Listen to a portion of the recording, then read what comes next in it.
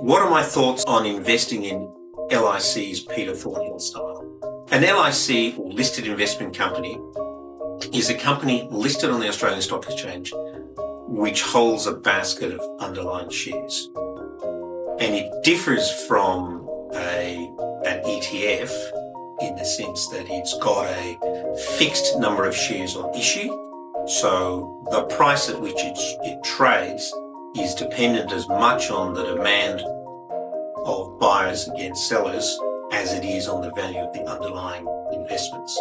So these companies tend to trade at prices that can differ significantly from the value of the portfolio, which adds complexity.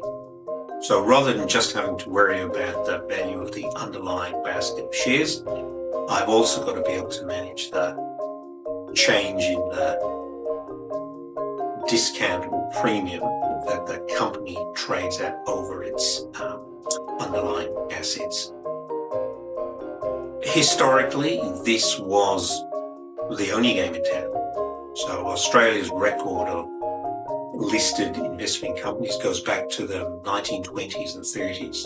So some of the better known names like the Australian Foundation Investment Company, or AFIC, Argo, Whitfield, these have all been around for a very long time and have a very long track record. The advent of the ETF, however, has solved that premium and discount problem, and so that you're getting a clean exposure to the underlying investments. So for that reason, ETFs are generally to be preferred. An LIC is generally an active investment rather than an indexed investment.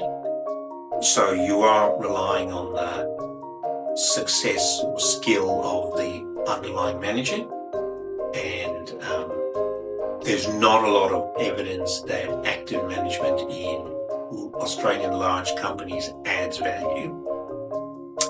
And finally, the reported expense ratio, or ICR, report by an LIC won't necessarily include all of the costs.